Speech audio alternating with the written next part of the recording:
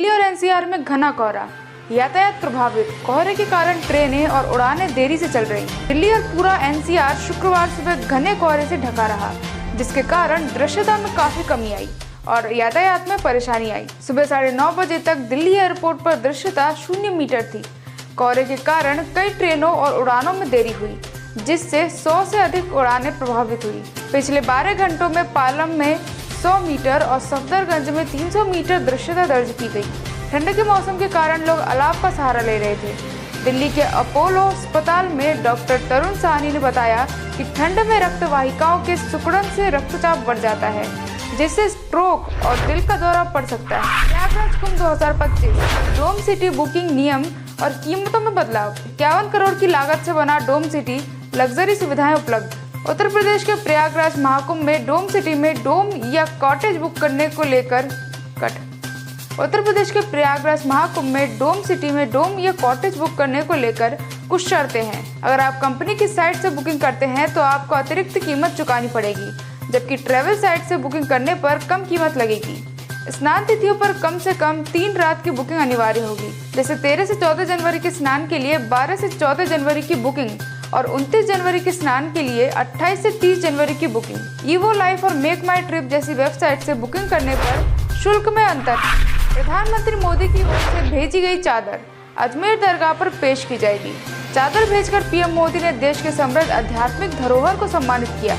प्रधानमंत्री नरेंद्र मोदी की ओर से अजमेर दरगाह को भेंट की गई चादर को लेकर केंद्रीय मंत्री किरण रिजिजू और बीजेपी अल्पसंख्यक मोर्चे के राष्ट्रीय अध्यक्ष जमाल सिद्दीकी शुक्रवार को दिल्ली की जमालुद्दीन औलिया दरगाह पहुंचे। दोनों ने सुबह करीब 10 बजे दरगाह पर चादर को पेश किया। पीएम मोदी द्वारा भेजी गई इस चादर को निजामुद्दीन औलिया दरगाह में चढ़ाने के बाद अजमेर दरगाह पर अर्पित किया। पप्पू यादव के बिहार बंद का असर। बेगूसराय में NH-31 जाम। मधेपुरा और पटना में बीपीएससी परीक्षा के खिलाफ जमकर प्रदर्शन। सांसद पप्पू यादव द्वारा घोषित बिहार बंद का असर बेगूसराय और राज्य के अन्य हिस्सों में देखने को मिल रहा है। उनके समर्थकों ने NH-31 को जाम कर दिया और नीतीश सरकार के खिलाफ जमकर नारेबाजी की। प्रदर्शनकारियों का आरोप था कि बीपीएससी परीक्षाओं में धांधली हुई है और पुलिस ने छात्रों पर बर्बरता से लाठीचार्ज किया है। इस विरोध में पूरे राज्य में चक्का जाम किया गया।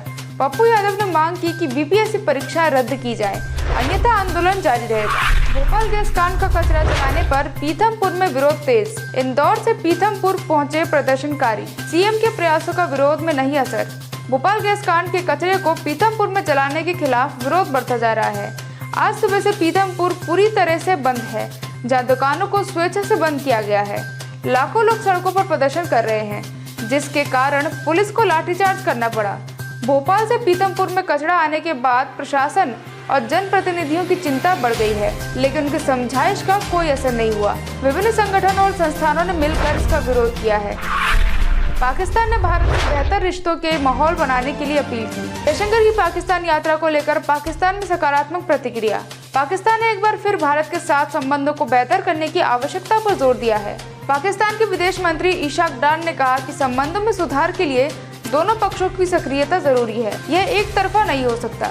उन्होंने कहा कि पाकिस्तान परमाणु शक्ति से आर्थिक शक्ति बनने के प्रयास में है और द्विपक्षीय संबंधों को सुधारने के लिए माहौल तैयार किया जाना चाहिए। CUET PG 2025 आवेदन प्रक्रिया शुरू। अंतिम तिथि 1 फरवरी। CUET PG 2025 के लिए 157 विषयों की पेशकश। 312 शहरों में परीक्षा। नेशनल टेस्टिंग एजेंसी NTA ने शैक्षणिक वर्ष 2025-26 के लिए कॉमन यूनिवर्सिटी एंट्रेंस टेस्ट स्नातकोत्तर के लिए आवेदन प्रक्रिया शुरू कर दी है। इच्छुक उम्मीदवार अब आधिकारिक वेबसाइट nta.ac.in या exam.nta.ac.in/CUET-PG के माध्यम से आवेदन कर सकते हैं।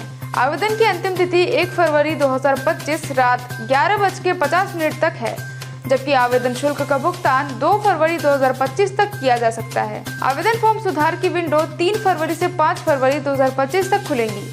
परीक्षा 13 से 31 मार्च 2025 के बीच आयोजित की जाएगी। SSC कांस्टेबल की परीक्षा 2025 की तिथियां घोषित।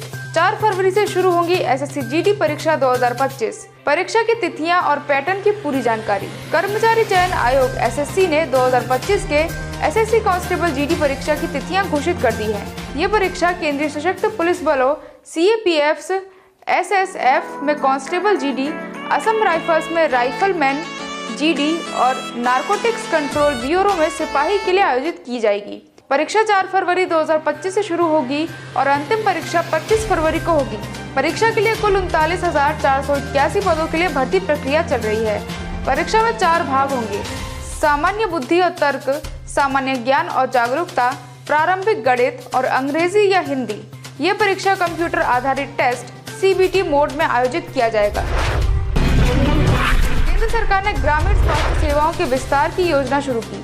प्राथमिक स्वास्थ्य केंद्रों पर 74 प्रकार की मुफ्त जांच सेवाएं उपलब्ध होंगी। केंद्र सरकार ने ग्रामीण भारत में स्वास्थ्य सेवाओं को सुधारने की दिशा में बड़ा कदम उठाते हुए स्वास्थ्य केंद्रों पर जांच सुविधाओं का विस्तार करने की योजना बनाई है। इसके तहत प्राथमिक स्वास्थ्य केंद्रों पर 74 प्रकार की जांच सेवाएं उपलब्ध होंगी, जिसमें एक्सरे, ECG, liver, kidney, blood profile, TB, sickle cell और स्क्रब टाइफस जैसी जांचें शामिल है। इन सेवाओं को मुफ्त में उपलब्ध कराया जाएगा। इसके लिए राष्ट्रीय आवश्यक निदान सूची को संशोधित किया गया है, जिसमें गांवों और कस्बों में स्वास्थ्य सेवाओं का विस्तार होगा।